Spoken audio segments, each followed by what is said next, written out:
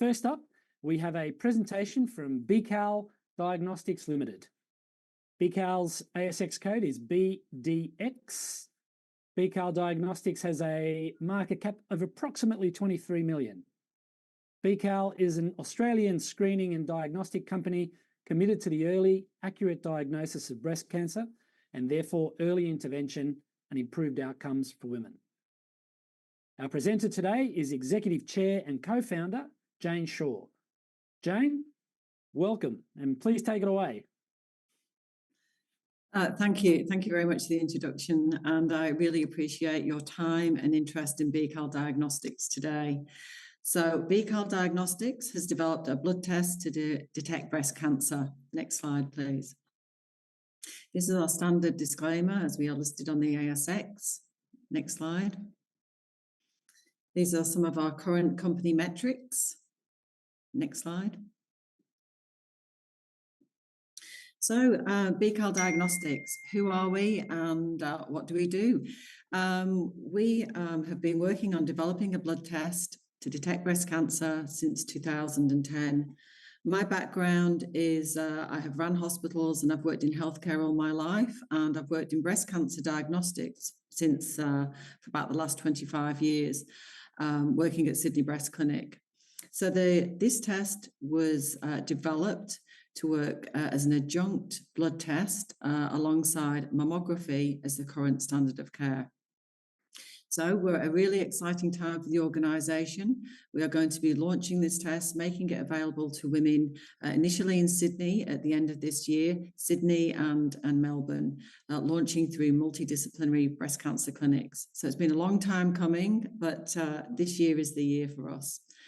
We're going to be introducing this test, as I said, initially as an adjunct test to mammography, because a mammogram is currently the standard of care for breast cancer detection. We've got our own laboratory based in North Ryde, and we've collected over 5,000 samples. We haven't been to biobanks. We've collected these under comprehensive clinical protocols in America, Eastern Europe, Australia. We've just started collecting samples in India, and we're activating sites in the US literally as we speak. We've got a highly experienced leadership team, both at the board from a governance perspective, and we've got individuals that combined have taken about 80 to 90 molecular tests to market.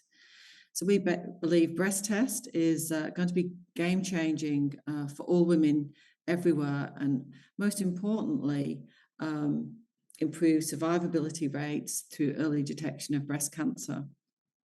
We believe BCAL is different is because we have been working for the last 14 years with the clinicians and the medical community to take this test to market.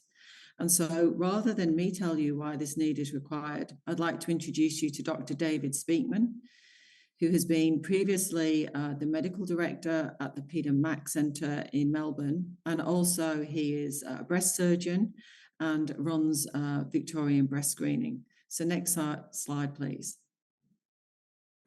My name's Dr. David Speakman, and I'm a breast surgeon. I spend most of my time in operating theatres like this, removing breast cancers. In my clinic every day, 5 or 10 women will ask me, when are we going to get something better than a mammogram? I can't stand having my breasts tortured by being clamped in that machine. There must be a better way. It looks like that way is now here with the BCAL breast test. This simple blood test, just like a cholesterol check, can tell women whether there's any sign of active breast cancer or whether they're safe and there's no sign of cancer. I can't stress to you enough how keen the breast cancer community, the doctors, nurses and specialists involved in looking after these women, are keen to detect breast cancer as early as possible, because that gives us the greatest chance of saving lives. I'm proud to be part of a group of breast cancer clinicians in Australia who are helping BCAL develop this test. We see every day the tragedy of breast cancer when it occurs and is detected too late. We know that anything we can do to detect breast cancer earlier, to rule it in or out for any individual woman, is a vital step forward in saving more lives from breast cancer. For that reason, The doctors and specialists and nurses who work in the breast area in Australia are very keen to see tests like this become available as soon as possible.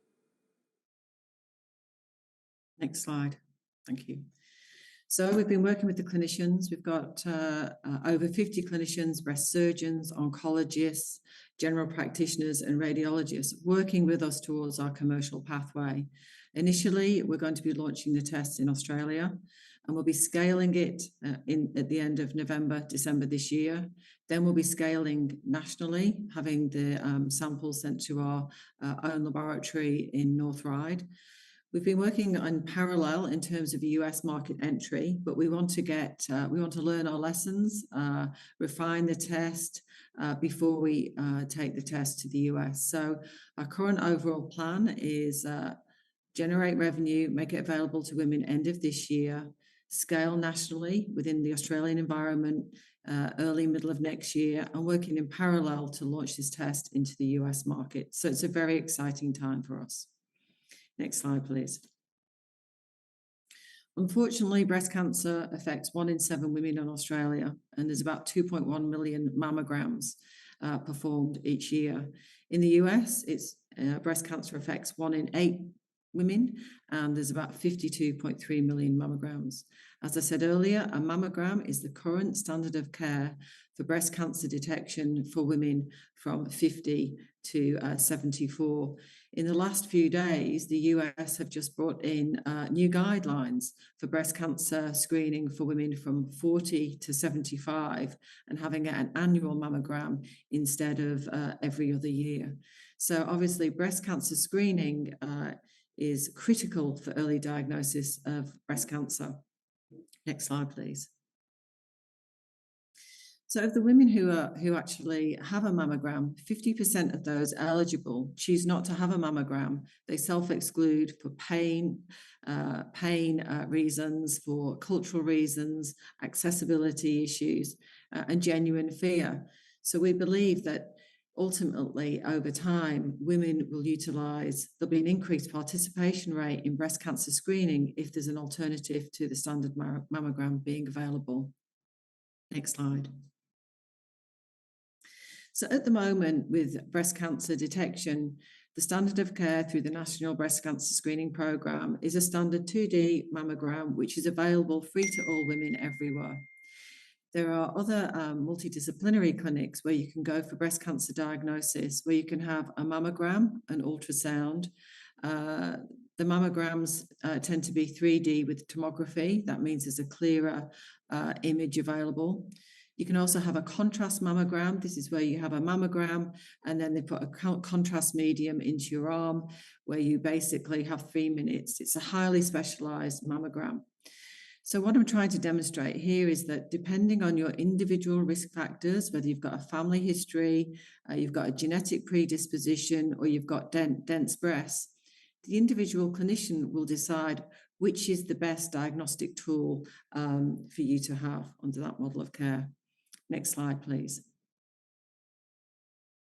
We have a standard blood test. It's like your standard blood draw where you go to your GP now, except the bloods will go to our proprietary laboratory. It's a lipid signature.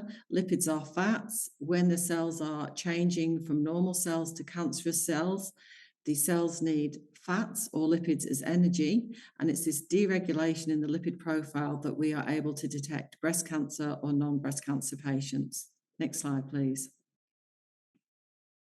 Our commercial launch, as I've said, we're aiming to launch at the end of this year in multidisciplinary breast cancer clinics. We're going to be publishing research. Some of our clinicians are presenting at some national and international conferences later this year. We'll be working with commercial partnerships in terms of introducing the test to market. We'll be formalizing further strategic partnerships, both here and in the US. And the most important component for us is our validation, our clinical validation, and our NATA accreditation. So these are the key milestones that we are now on track and working towards to our commercial launch date. Next slide, please. As I said, we've got global partnerships. These are some of the sites that we are currently collecting at the moment under our defined protocol, and we will switch from an R&D to a commercial model. And women in some of the centres have been participating in our sample collection for the last 4 to 5 years. Next slide, please. We have a comprehensive clinical advisory board. As I said, there are many others, and we're very fortunate to work with some of the leading experts in Australia. Next slide, please. We've got a comprehensive patent portfolio that protects our IP around the science and also around our lipidomic platform, which we think can be applied to other cancers. The next cancer we will be focusing on will be lung cancer. Next slide, please.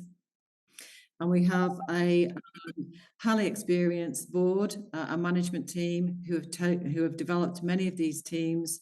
They've got a proven track record in execution and delivering these tests into the market. So thank you very much for your time today. If you want to participate in our clinical studies or have any further interest, please go to the BCAL Diagnostic website. Thank you for your time. Jayne, thank you for that. Exciting times. We wish you all the best with that. That sounds fantastic once you get that over the line. So a couple of questions for you before you go. Are there any competitors out there? Anyone that's doing something similar to you? Or are you very much leading this charge? Yeah, so we have no competitors in the lipidomic space with lipids. Billions of dollars have been invested into genetics, proteomics, and mRNA. There are pan-cancer tests available through GRAIL and Exact Sciences. There are 2 other companies, one in Korea and one in Canada, that have launched a breast cancer detection test, but it hasn't been launched with the clinicians in partnership. So there will be competitors out there, but at the moment we will be the first to market in Australia, and we've got a lot of interest with the clinicians that want to take it into the US market as well. Okay, and you talked about mammography and the fact that that's standard of care. Is your ultimate goal here to eventually have this test become also standard of care along with mammography? Yeah, so at the moment, so a mammogram is the standard of care from 40 to 74. And as I said, there's a huge market of women that currently aren't screened. The number 1 diagnostic tool for breast cancer detection for women under 40 is still your hand. So we'll be furthering our product development and research and development and making this test available for all women for all women everywhere is the actual goal of the company. And also we'll be developing the test as a monitoring tool for women who've actually had breast cancer and want the surety that it's not returned. So we'll be launching this test under the clinicians' guidelines. And as you can see, we're working very closely with the clinical breast cancer community. Okay, a couple of financial questions. We do have a question that's come through asking, what is the gross margin for each test kit? Yeah, so it's basically, it's not a test kit. So firstly, your blood will be drawn, it will go to a laboratory, and our margin will be around about 70% as we get to volume and scale.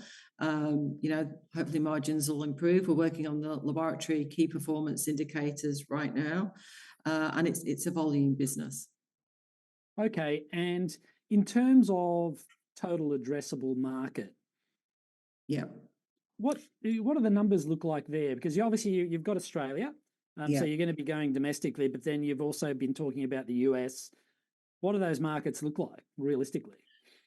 So look, we've done some modelling, low, medium, and high, and we've actually, been working with our clinicians in relation to this. So, even if we just look at our, currently 2.1 million mammograms in Australia at the moment, and then another 50% of women don't have a mammogram. So the market in Australia is large. In the US, it's significant.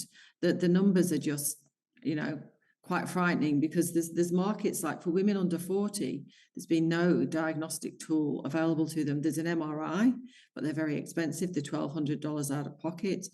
There's no monitoring tool. So if you have genetic predisposition for breast cancer, that will tell you what could happen. Our blood test will be able to tell you what is happening at a molecular level. So that could be, you know, on those numbers and those markets, the sheer numbers are significant. Huge Okay. market. All right. Billion. Okay. One last one before you go. You mentioned lung cancer right towards the end of your presentation. Now, do I take it from that this particular type of test, lipids-based, can be applied to other cancers? Yeah, so basically our platform is a lipidomic platform. So we've been very disciplined in our approach to get one test to market. And obviously breast cancer is very personal to me and to the rest of the board. We've got an exclusive license agreement for this technology in relation to lung, as you can see in our patent profile. And lung is you know, a huge addressable market. So in terms of, we've got a lipidomic platform. There's been more published research in the last 4 years in terms of lipidomics than there has been in the last, you know, 14. So it's a high area of interest in terms of clinical studies. So, you know, there's papers on lung, prostate, ovarian, glioblastoma. So it's a huge area. All right. Well, Jayne, again, thank you very much for that. That's fascinating. We'd love to get you back later in the year and get an update from you, but it sounds like an exciting year's coming up for you. So all the best with that. Until the next time, Jayne, thank you for your time and have a great weekend. Thank you. Thank you very much. Thank you.